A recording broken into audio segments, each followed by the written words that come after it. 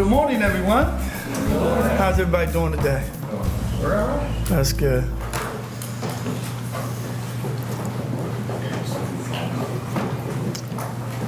Okay, I guess you all want to know what's going on as it relates to what happened to the city system.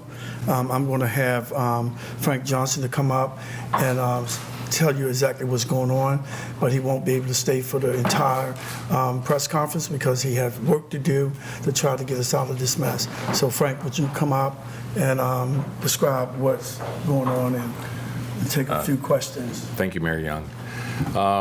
What I can confirm is what we confirmed publicly yesterday, that we discovered sometime early yesterday morning that the city was infected with the very aggressive Robinhood ransomware. The FBI, who is currently investigating this certain incident, has confirmed that it's a fairly new variant. It's quite aggressive, and technicians right now are trying to remediate and root cause exactly, what's been impacted and affected. We can say with confidence that public safety systems are up and operational, 311's operating, the city's phones are operating, and for now, if anybody needs to contact the city, the best way to do it is to pick up the plain old telephone and give us a call. All of our phones are working.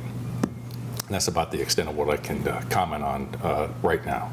Can we ask you questions as we get the lead?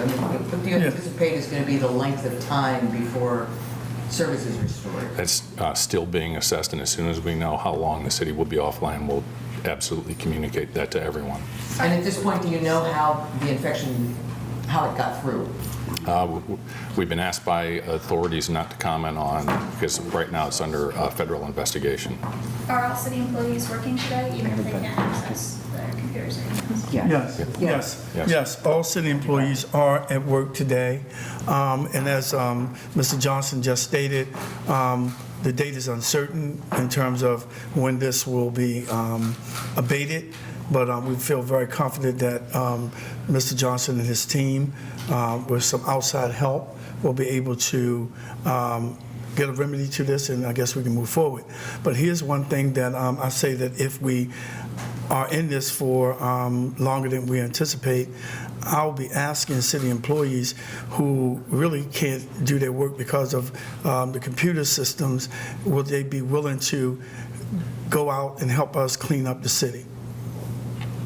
Mr. Johnson, how would you assess the city? He's going to do like 2 more questions because he have to really. Sure. How well is the city doing in terms of regularly updating its computers and its IT infrastructure? Mm-hmm. We have a very, very good capability.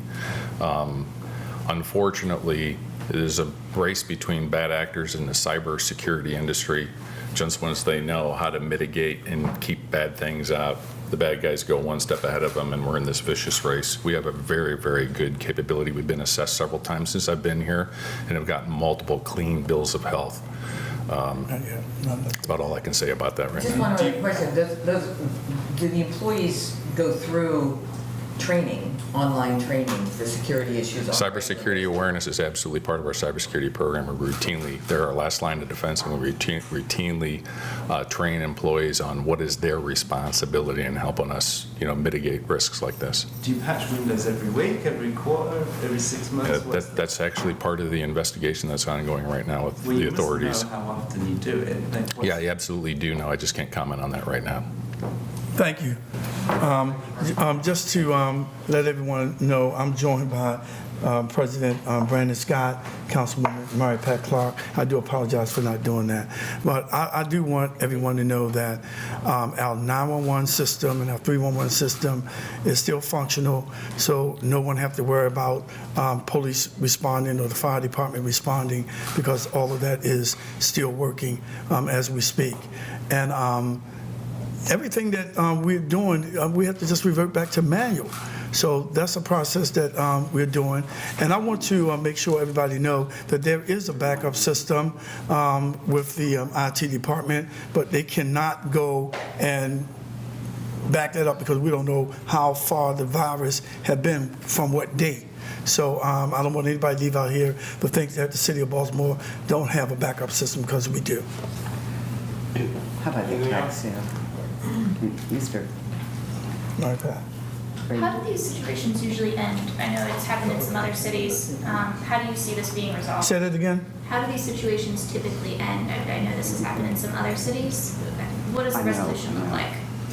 Well, I can't really answer that, but because as you know, as sophisticated as the systems get, you have people out there who, they prey on trying to beat the system. And, some of them are really sophisticated people, and I don't understand why they don't use that for good instead of using it to blackmail cities and companies to just pay them money. So I don't care what kind of system you put in place. They always can, jump over. They always can find a way to infect your system. Just like, the police department deploy their strategies and they have their technology, but the bad guys, they always find a way to find out what's going on. It's no different than this process here. But I know that we're going to do all that we can to make sure that we solve this issue and put up other protections, and hopefully they don't try to infiltrate that as well. I mean, this could happen anywhere. It could happen at the news station. It could happen anywhere. So we all have to be on our P's and Q's to make sure that our systems are well protected, and that when suspicious emails come through and you don't know where they come from, delete them. Don't click on them. Just delete them. This has happened twice now, though, in not much longer than a year. I mean, does that not suggest that, it could happen to anyone? It seems to be happening to Baltimore regularly. Well, they target different cities, like Mr. Johnson said, sometimes people open up emails that look like it came from me or anybody up here, and that's just a gamble you're going to really take. So those kind of things are unavoidable.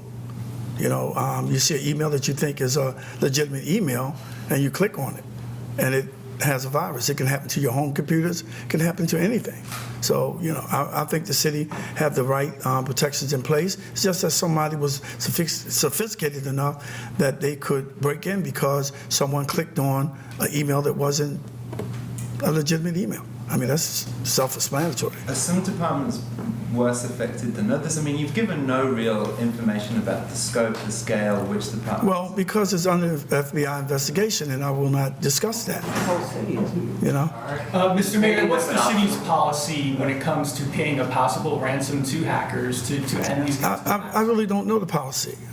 I don't know that policy. I've just been in this office, 6 days, 7 days, but I'm quite sure there is a policy, and I'm quite sure that Frank Johnson, did you want to speak to that?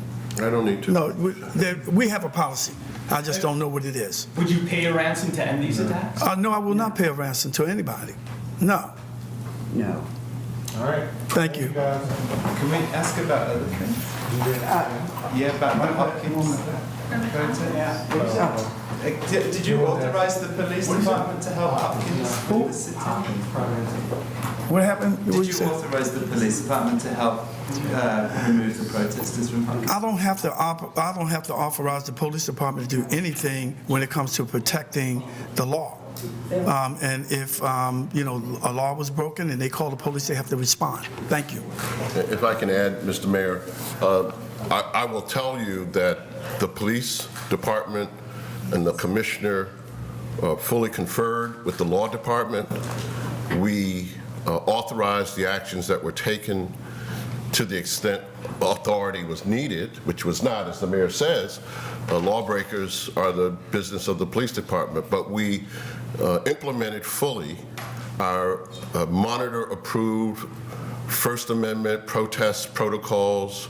In this instance, we gave the students a number of warnings. We gave the students full opportunity to withdraw without charge, and we were very sensitive and respectful of the students. And I think that the Baltimore City Police Department demonstrated in this instance that it is completing the reform efforts in certain respects that we expect and that the mayor expects under the consent decree. So that what happened was fully consistent with the consent decree. It looked like a lot of police officers for 5 or 6 arrests. I mean, do you think it was proportionate? It was absolutely proportionate. And if you noticed, after the students who were removed were in fact placed in the vans, word got out, and other students and other advocates came to the scene and attempted to impede the vans that were removing the students who'd been arrested very peaceably. And I have to tell you, the behavior of the Baltimore City Police in this instance was a model.